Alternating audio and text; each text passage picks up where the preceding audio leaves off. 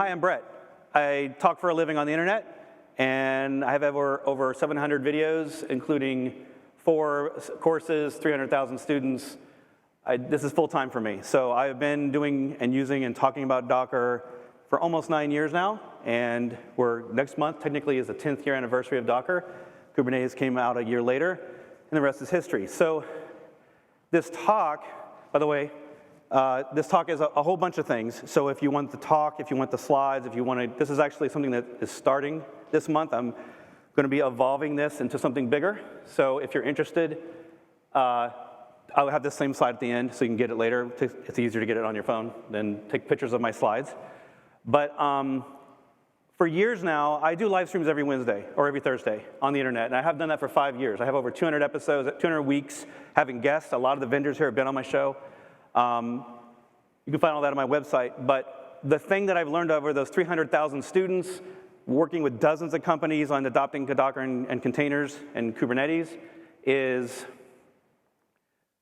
we're all mortal. We all are busy people. Most of us don't get to do one of these things alone. We're usually saddled with way too much work. And we need someone to break down a lot of the great security tools like Slim just talked about and give us a sense of the landscape and what we're dealing with end to end. And there's not really a lot of vendors that are doing that. Most people are niched in spaces. So they're not dealing with the time from writing code through building, testing, smoke testing, scanning, auditing, all that other stuff, shipping to production, and then doing it all again over and over a dozen times a day. What am I dealing with when it comes to container security in general? And what tools do I need to make sure I'm implementing, and what order should I do these things in, right? Should I be inspecting my code for security vulnerabilities in my SQL statements before I actually audit my SBoMs in an image container registry? Like, these are all questions I get every week. So a lot of my talks are coming out of the I call us normal people that are just trying to get our jobs done. And that's where this talk starts. So it's essentially a hybrid of a lot of the talks you're seeing today and yesterday about security, about building and deploying all your containers. Everything in my world for the last decade has centered around containers as the object that we're dealing with. Containers, to me, are the next big evolution. They have been for the last decade.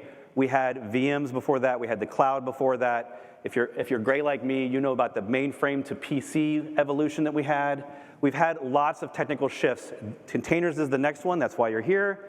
And I want to give you sort of remind you of the problem, and let's start working on solutions. I am not here to create open source or solutions. I am here to use them. So what's a prescription for the use, and what do I use when? So this is essentially what a lot of us deal with. If you're a developer or operator or someone in the middle that's dealing with containers or Kubernetes or the cloud, this is your job. And these are two opposing goals. I need it to be as safe as possible, but you need to go way faster. And that creates tension and friction at every level.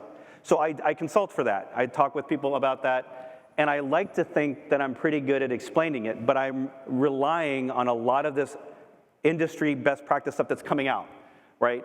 And so these are actually very new. Like OpenSSF has been around a while, but the SLSA is fresh. It's new hotness. And there's more than this. There's actually way more than this. I just didn't want to put a huge list of all the back-end resources. We have GitOps, Open GitOps, a lot of other things happening to standardize this so that you don't feel like there's this nebulous ecosystem between I just wrote code, I need it in production in a safe and reliable manner that can be audited and protected, and I won't be on the front page and fired because I did something wrong in the middle, but there's 500 pieces in the middle. So that's where I operate. Today, I'm going to try to break it down and go as fast as possible. This is not to give you this is basically your to-do list. And we're going to go to a little bit fast. But again, this is stuff you can absorb later. You can ask me questions. I live on the internet, so you can find me virtually everywhere. And this is basically what I'm calling continuous delivery for DevSecOps, because it's focused on security, but we're doing DevOps things. We're practicing DevOps mindset. And to me, these are the 5 main stages. And when I say monitor, I don't mean like monitor your servers. I mean I mean, I'm monitoring for change, I'm doing GitOps things, I'm monitoring the security as it evolves in real time. So if you think of these as security places to focus on, every one of these slides is going to tell you what stage it's in, so that you can understand that starting out, you don't need to focus all of your security efforts on making the container. There's some things you're going to need to do on servers, and some things in code, and some things in the middle. So every part of this is a puzzle, and it's changing, so I'm going to try to help you along. Containers, the reason we are able to have that last talk, if you were here for Slim AI, it's a fantastic awareness of the problem we're dealing with.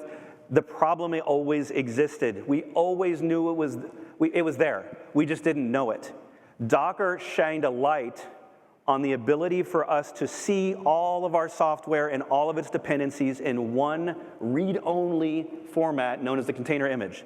And that day that was born in 2013 was the dawn of this evolution of us now going, holy cow, I have to be responsible for all my software that mostly I didn't make, and I'm going to be in trouble if there's a problem. Like that, we are shining a light on this problem, so don't fret. Like, we're just now becoming aware that these always existed. And of course, the bad guys are working just as fast as we are, so there are more security vulnerabilities every year than the previous year. The pace is rapidly increasing, but the tools are also rapidly increasing their ease of use, and that's what we're talking about. So before this, if you were around long enough, over a decade ago, Docker, the production server was the artifact we were shipping. And, we shipped VM images. Who here has done this? Shipped a VM image to a server, right? AMIs. This was the artifact. We had it, but it wasn't public, right? Open source vendors usually weren't, maybe Vagrant, if you're a Vagrant person. There was sometimes a public shipping of VM images for people to consume, but we weren't doing that. It was all private. And the only way you knew that there was a problem was someone would scan your server. You had a security team that would wait for you to put your software on the server, and then when you were perfectly ready for production, they'd come in and wreck shop with their security scanners, doing the right thing they should be doing, but that's the moment of the artifact, and that's the physical server. So we now have these artifacts way earlier in the process, so it's a good thing. Let's all be happy for a moment before we go into this field of despair that I'm about to give you. This is essentially what Docker gave us. And then, obviously Kubernetes magnified that by allowing us to run many containers on many servers. But we essentially said, anything you want to run, this is why sort of the secret of the success of containers is it didn't require new code. Anything you want to run. You want to run COBOL, you want to run that 30-year-old thing, as long as it runs on Linux or can be built on Linux or similar like operating systems, we get all these features. We get immutability. Let me see if I can use my fancy, is this going to work? No, it's not going to work in here. I have a magnifying glass on here, but it doesn't work. We basically get all these features out of the box that we didn't get before. We get immutability. Container images are read-only by default. There is no way to edit an image. You have to make a new one. We can verify it with a SHA hash. We can sign it now. This is all getting way easier with the signing stuff recently. It's reproducible. If you design your Docker files, you can reproduce it over and over and over again. Metadata comes with it, so we don't have to write a README about what's in the image. We can look at the metadata and kind of figure it out. We can look at history. And then when you're running the container, you get traceability. You can confirm that image, that container came from the image, and you know where that image came from. So these are huge benefits. I want to celebrate the win for a second, because literally next month is the 10th year birthday of Docker, and we should celebrate and say, it seems bad, but we're actually doing pretty well compared to 10 years ago. So the problem, though, is that we shed a light on this, so now the bad guys and everyone else can see the problems, the imperfections that we're all making in our choices around software. And so then we get these, right? Headlines everywhere. Oh my goodness, images are bad. Docker is insecure. CVEs are everywhere. This is all hype. They were always there.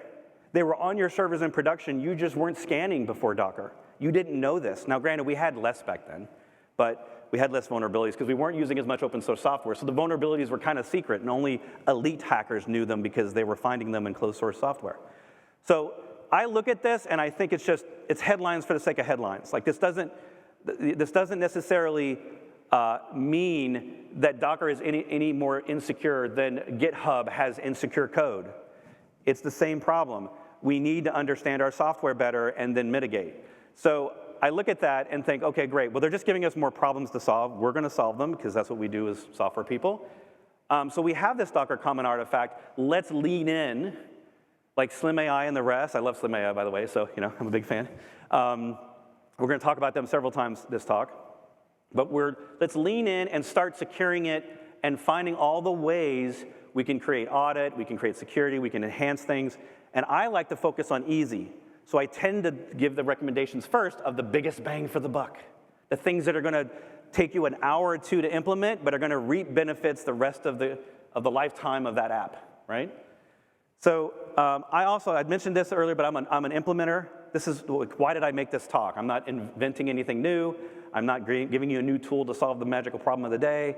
But I'm an implementer, and I do things for a living. I'm too busy to think in theory. So I let the theory happen with the great all the companies, all the innovation, all the open source. And I try to figure out how are we going to all do it together. And then I teach it on YouTube and on courses and to clients. So I come from that part. So this is going to be 3 parts of the talk. Because of the fact that I've spent the last month having COVID and having the flu back to back, a lot of this didn't get finished, but I don't have the time for that in this talk anyway. So there's 3 parts. Basically, it's easier, harder, hardest, or do this first, do this next, and do these last. This is my opinion. I work with a lot of different clients. I work with big companies, small companies, government, startups, you name it. I work with all of them.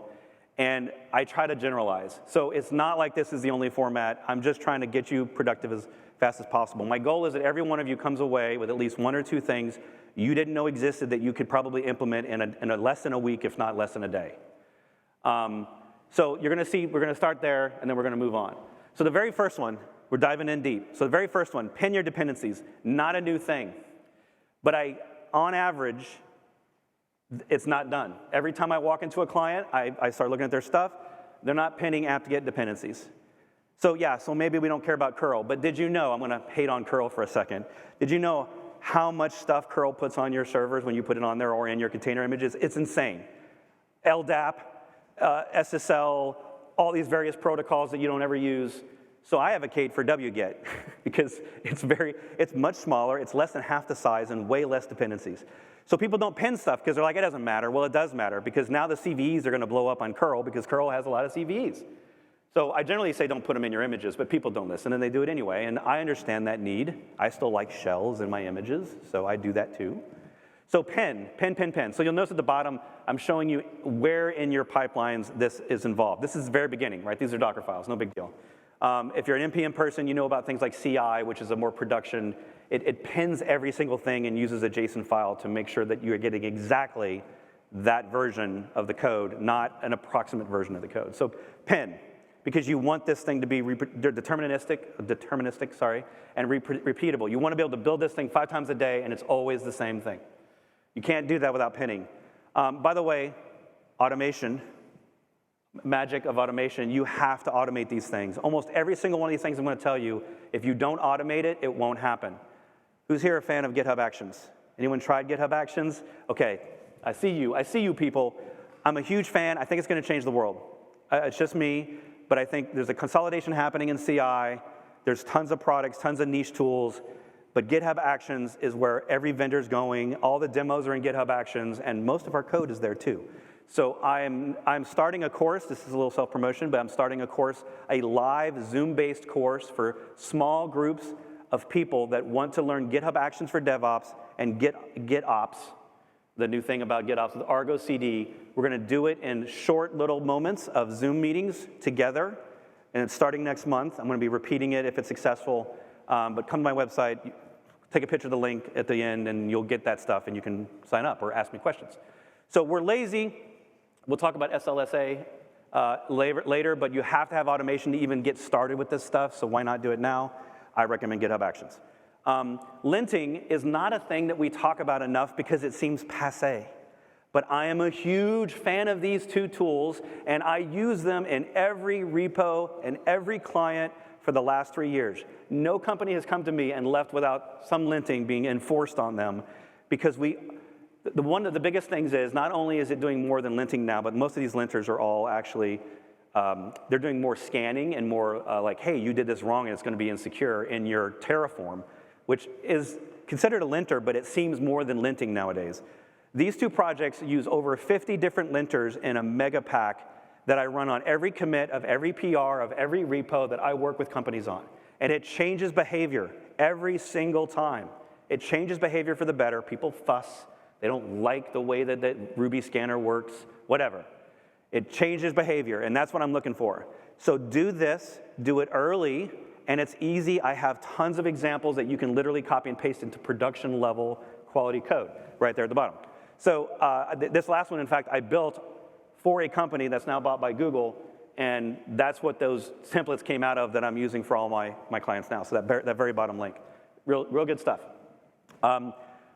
Did you know that you can auto PR the security updates for all of your code in GitHub? And of course, all the other ones tend to have this too, but GitHub's Dependabot is configurable, controllable, and automatable in a way that I can, as one person, for all of my courses and students, operate dozens of sample repos and keep every security update up to date, because I can now, with the aid of GitHub Actions, I can have all those automatically updating depending on requirements, depending on the libraries and what package manager it is. And I can even keep my GitHub Actions up to date from all of the community code that's doing all the things like building images and deploying Kubernetes clusters. And so those versions are all getting updated as well. And I get PRs, I can look at the change in the diff, I can decide if I want to adopt it, or I can just automate it and I never see it again. And I test in production. We're going to talk real quick about CVE scanning. It's not a new thing, everyone's here talking about it, but I have opinions and I shall give them. So Trivy, one of my favorites. It's very popular right now because they're becoming a meta scanner. Like they're doing way more than just CVE scanning now. They do licenses and a lot of other things. But there are others, and they all have pros and cons. They're all great, mostly pros. I don't have a lot of cons there. But this is in the test and audit phase. So CVE scanning is also very easy. I have examples of ways to do this on every commit with 10 lines of YAML, people. 10 lines. And then at least you'll have it. You won't necessarily have to block on it or do anything about it, but at least you'll have the CVE scans so that you can reference them later as an artifact if you need to. A lot of this stuff I like to turn on and we do nothing about for a while. And people used to it, we have it there as a reference, and then eventually we start to do things like lock things down and say, oh, you can't have critical CVEs anymore if you're going to go to production. So we phase it in, but the first step is always get these things running in automation, get used to seeing them. We'll worry about maybe in a month, we'll worry about the labor of fixing this stuff. If you're locally, it's great. You can use all these local, but I automate in CI.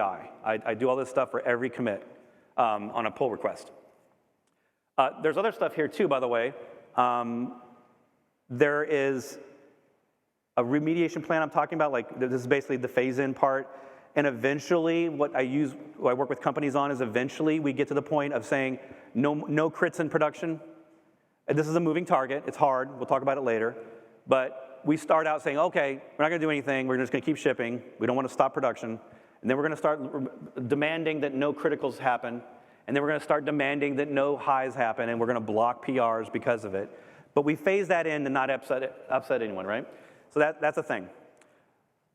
Standardizing your pods is actually harder than you think. So one of the challenges of Kubernetes is it turns off Docker security features that were there with Docker by default, like seccomp. Don't get me started. I'm not a security specialist, but I've been doing security for 30 years as my job of being a DevOps and sysadmin. So I feel like that should have just happened, but the maturity wasn't there. There's reasons. It's all a good thing. We've got there's an alpha feature that you can turn on to enforce it. But the point is it's hard to make a really nice pod spec template. Luckily, I did it for you. So down at the bottom is a link. That's a pod spec that I've gotten feedback on. Twitter has given me opinions, and they mostly approve. But it's actually 3 times the size of that screenshot, so it's 3 times longer than that. It includes all the things that every single workload in Kubernetes should have turned on or have done to it, like not running as root, having limits on how many resources it can use, having probes for monitoring it and making sure it's up. These are all things that every one of your pods needs to have, and Kubernetes does not really help you with that. It does not give you advice. It doesn't give you a good template. That's why I made it for you. So this is what I also use with clients. This came out of work with multiple companies over the years, several of them financial and security companies. And it's very universal. Almost everyone can implement everything in that template with a little bit of work. And then you'll be way safer for it. And this happens at deployment time. So we're down there, that on that bottom row there, deployment is more ops, right? It's a little bit more DevOps-y, less develop-y. So they have something to do. Provenance is something that is relatively new, and for those mere mortals of us like me that aren't security professionals full-time, they've been talking about it forever, but I'm just now learning about things like annotations and provenance and stuff. So did you know that you can now, as of like yesterday, brand new Docker stuff, as well as stuff by ChainGuard, which is also another great company. ChainGuard's awesome. They're doing a lot of great work, but Docker has now made it so easy that you can now have extra metadata in every one of your containers, literally as of yesterday. So start looking at updating your Docker stuff. Hopefully it doesn't break anything.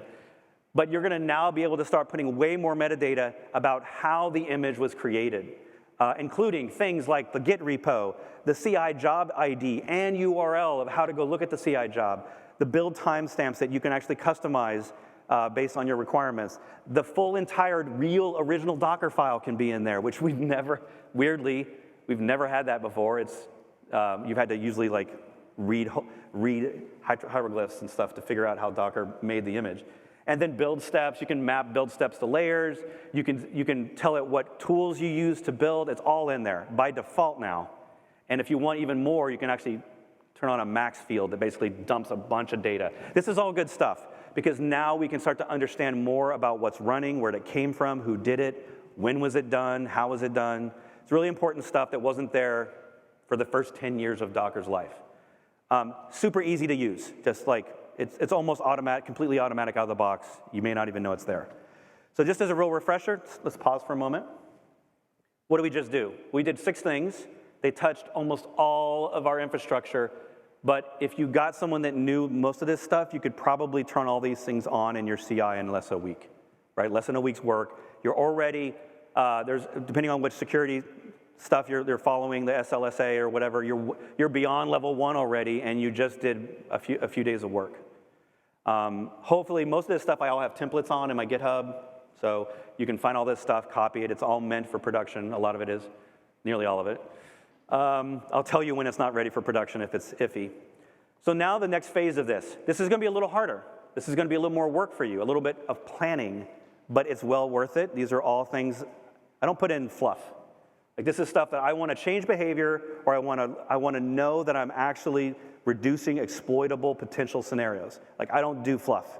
I don't do hype. I've been doing this too long. I'm too gray. I don't have time.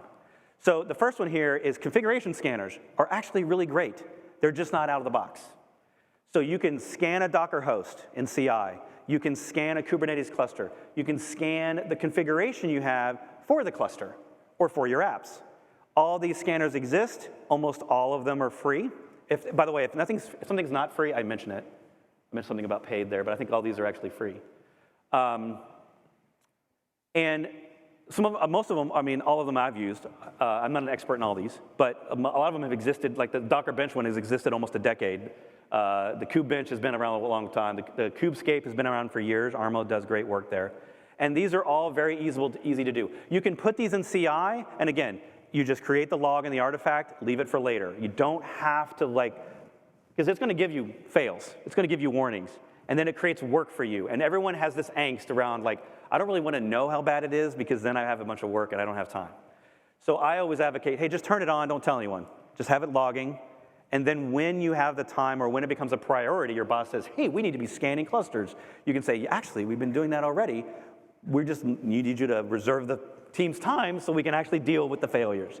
So I like to do this stuff. It actually, to me, it's a little bit of cluster monitoring, a little bit of testing and auditing in the middle there, so it kind of spans both of those. License scanners are a thing now. I recently dealt with a company that they do, anyone know what COTS is? This is actually an old term in the industry. Commercial off-the-shelf software. Before we had open source everywhere, COTS, if you bought Office on a CD, it was COTS. Well, licensing matters to some companies. If you're not one of those companies, amazing, great. You can ignore this slide. But for a lot of us, we can't use GPL, AGPL, or we can't, we're a government facility, we only can use these licenses. Well, I just took a simple little one of my demos and ran a license scanner from Trivy on it, and I got back that I had 209 different licenses in my simple little demo app. 209 licenses. How can I even understand what I'm dealing with, right? This This is a new problem that's going to probably get worse as lawyers get involved with containers, which if it hasn't happened to you, it may happen. I got to work with some companies, and I didn't realize how bad this was. I had no idea that one simple little React app could have 209 licenses.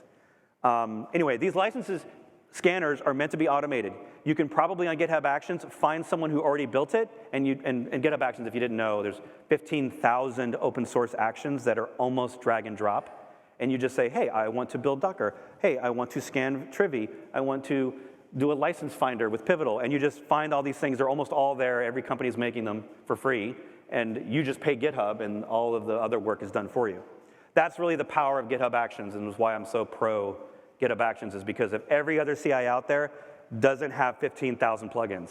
And they would love to have that, but the energy, I go where the energy's at, and GitHub Actions is where the energy's at. So this is really cool.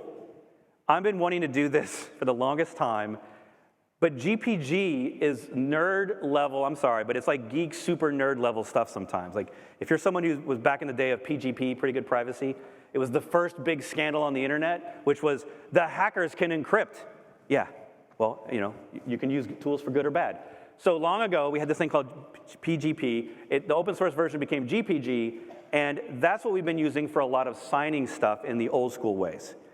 It's perfectly good technology. It's just complicated, and most people don't do it. So recently, we've had, in the last couple of years, it's gotten easier to sign Git commits to the point that it's almost not there's no reason to not do it. And did you know that anyone can be you on GitHub? All they have to do is change their Git config file to your name and your email address, and it will accept the commit, and their repo, assuming they have write access to a repo, they can be you or Bill Gates. It looks just like them. The only way to know it's not you is if you sign it with a key that only you have the secret to, right? This is sort of like, why isn't this on by default? So GitHub and GitHub and all the other ones do it too, but GitHub is sort of advancing the way by saying, your SSH keys that you probably already have can now sign. And we do SBoM, but that's old and that's complicated. We're not going to SBoM anymore unless you're very, very enterprisey. But you can now just basically, this is like, I did this the other day, and it took me maybe 5 minutes to read the documentation, enable it, and I already had the SSH key, and I already protect that myself. I figured out that years ago. So I did nothing new, and now all of mine are signed. So you see the verification? If you want to go hardcore, by the way, I recommend it. You can turn on vigilant mode. And vigilant mode means I am someone who will always sign, and if I don't, tell me. Or tell the person that's looking at my commits that it's not signed. Because if you saw that, see all my signature, see how it says verified? That means I signed it. And then the ones that I didn't sign, it looks fine. Other people didn't sign. Actually, that's Jerome and someone else there. They didn't sign. It could be someone else that had write access. They still have to have permissions to the repo. But if they do, they can pretend to be another employee or another coworker. So the signing confirms that it's really me. And here, all I did, I'm a 1Password huge fan. Who here is 1Password? You like 1Password? It's developer friendly. It does SSH keys. It does Kubernetes. It has a Kubernetes operator. You can store your secrets and everything in there. 1Password's awesome. It now can do this. So it's like basically turning on a button in 1Password. And so I can sign my commits. My SSH keys are stored in 1Password. They're not even on my machine, unencrypted. Or you can do old school and encrypt it with a password on your laptop. That's fine too. And then if you turn on vigilant mode, I didn't actually take a screenshot of this, but it will then alert everyone when you accidentally forget to sign. And that's known as vigilant. So I think this is going to become a trend. I hope it becomes a trend. You know, like TLS everywhere, right? If you ever used Let's Encrypt, that basically encrypted the web for our safety and for the benefit of everyone. And now I think like this SSH signing of Git commits is going to become the standard way everyone expects you to sign your commits. Why would you ever put code into production, especially open source code where everyone else has to trust that it was you? Why would you do that without signing? So I'm hoping it becomes a thing. Git branch protection has really grown up. So what this is any repo that you make, you have a main branch or a master branch or the default branch or whatever it is that you ship. And GitHub and the others have been adding more and more features over the years to help protect that special branch from your other branches, your development branch, your PR branches, hey, I had to fix Bret's English because he only speaks one language and he can't even do that right. Like those things exist. I get those PRs all the time because I don't know how to use spell check. And so this stuff has gotten super simple. It's checkbox friendly. I took a screenshot of a lot of the options, and there's more than this. But it can really, really, really tighten up your security. And if you're someone who's a GitHub person, you've seen the pop-ups lately on repos that say, hey, did you know you don't have branch protection? Turn it on. I'm telling you, it's super easy, and it gives you a warm and fuzzy to know that, hey, no one's going to sneak code into main. Because you can do this. You can say, they had to sign their commits. It has to pass all CI checks. Someone has to approve it with a review. And if all that happens, it automatically merges. And so you can really start to lock this stuff down with checkboxes, which that's what we all need because no one wants to write more YAML. So that's like a PSA there. Like, please do that. Check it out. It's super easy. I've worked with multiple teams on this, implementing it. It almost never goes bad. And when it goes bad, it's just unchecking something or adding someone's permissions. It's low risk security advancement, and it's probably a part of audits. If you're someone who's dealing with SOC 2 or these other certifications, there probably will be a question about, what do you do before changes get it pushed into production? And that's a big part of it is branch protection. So I recommend it. All right, slim your images. So I actually was trying to get some screenshots this morning, and I didn't get them. So there's multiple ways to slim your images. There are multiple strategies, and I think all deserve a chance. We've actually got two great ideas that I'm tracking. Slim AI is one of them. Wolfie we'll see a slide, but Wolfie is another one that I think is a really great idea, but they're completely different ways, and I think they both have a strong place in the community because we need both ways. But the reality is that most people are still using official images from Docker, which are totally fine, except in production.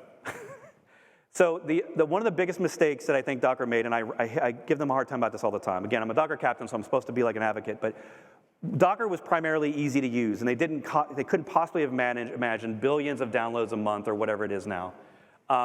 So the default images, when you do like a Docker run MySQL or a Kubernetes deploy WordPress or whatever, those images are extremely bloated on purpose for ease of use.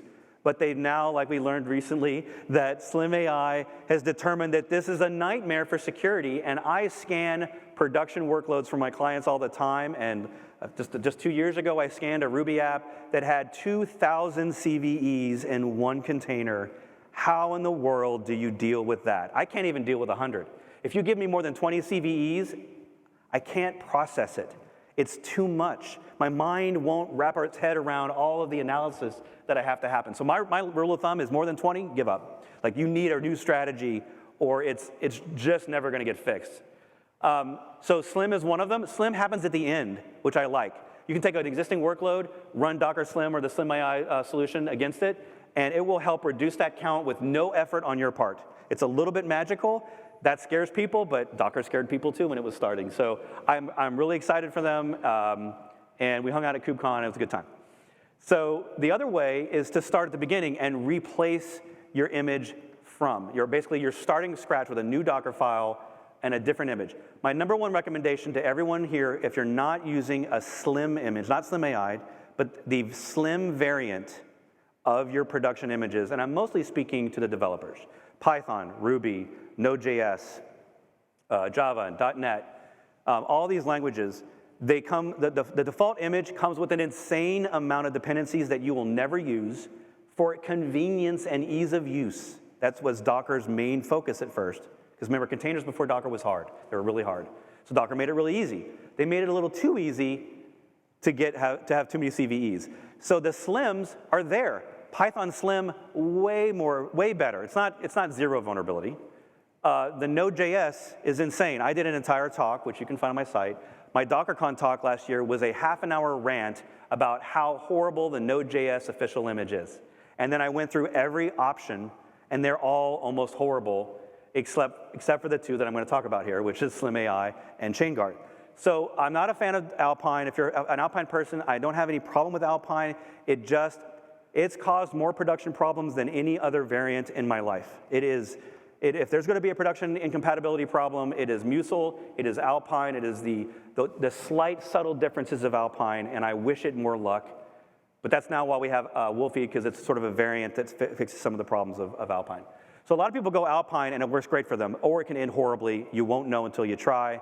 I just have written off all Alpine use. I don't use it. Most people I know don't use it.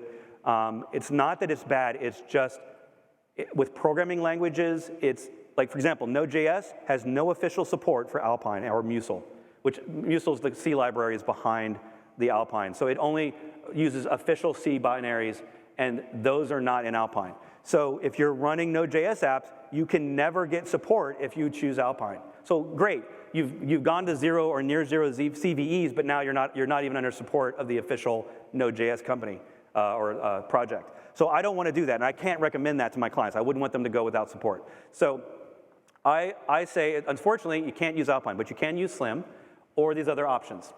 I prefer Ubuntu. If I'm going to rebuild today, if you hired me to rebuild your app with the lowest CVE count possible, and I wasn't allowed to cheat with Slim AI and just automate it, I would say Ubuntu. I think Wolfie is the future, but we need to give it some time to sort of bake and reduce some of the complexity, because it's a little hard to use, a little less user-friendly. So I'm saying consider Wolfie, but skip distroless, skip build packs. Don't recommend them. They're great ideas, but they all have fatal flaws that really prevent. Distroless, for example, you can't pin to patch images. They fall off over time. It gets complicated, and I basically have had to give up on it. Plus, sometimes they just fail pulling. I don't know why. Build packs is not, if you want to lower CVE count, build pack is not a strategy. So you basically can't do that.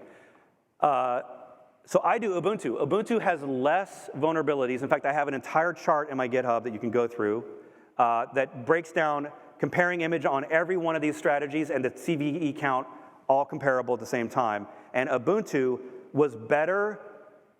It was only 1 CVE off from Alpine, and it was a supported C library on a supported distribution that you can get maintenance for with Ubuntu. So Ubuntu is really, really great. It's small. It's got less CVEs than Debian. If you didn't know, Debian is actually what most official images, or I think all of them actually, are built upon Debian.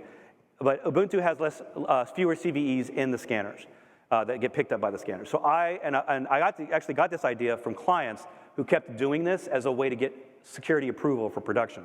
Because they found that Ubuntu was a safer alternative, less CVEs. It still used the same package manager. They didn't have to change everything.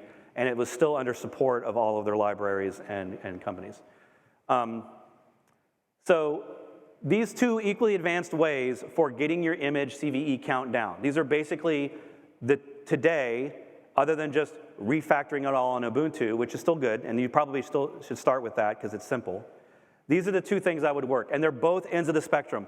Slim AI is actually, I would actually need to put that down at the end. It's down the end of your chain because you act normal and then it fixes it retroactively. And then Wolfie is saying, I'm gonna throw away everything I've done. I'm gonna start from this new idea of how to make an image. And it's got great security fundamentals in it, but it adds complexity because it's brand new. So it's basically like adopting a new distribution, a new way to package. And they're getting better. It's already gotten some improvements that are making it way easier to use if you're using like Node.js or programming languages. So they're rapidly innovating. I have hope for them, but I would still probably do Ubuntu first and then do these later, or just turn on Slim AI, see what it can do for you, and if it can reduce your CV count, just go with that. It's sort of probably the shortest amount of effort is the Slim AI problem or solution. So central policy is actually getting really easy, and this is super important for you. All of you can do this. It's mere mortal stuff. And I'm unfortunately going to run out of time and not be able to talk about it. But Kyverno is my favorite. There are options. And what this is this is taking YAML and describing the security policies you want in your clusters in YAML, easy to understand templates that are copy-paste.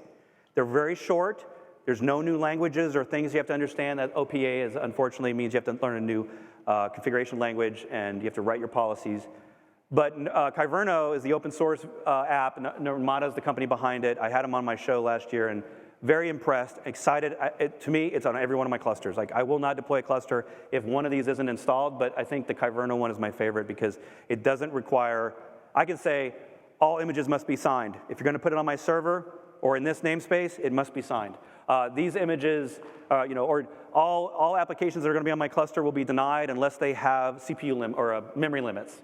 So you can make those policies as a DevOps person that doesn't require developers to be Kubernetes experts and put those in on the cluster, and then you can run scanners in your CI that will make sure it will work so that they don't find out on production day that they didn't do the YAML right for Kubernetes. So I find this very approachable. You can scan for it. You can basically audit to make sure that before you go to production, it's gonna be allowed. And you remove a lot of the work from developers needing to know all the things in Kubernetes they need to watch out for so they don't get in trouble.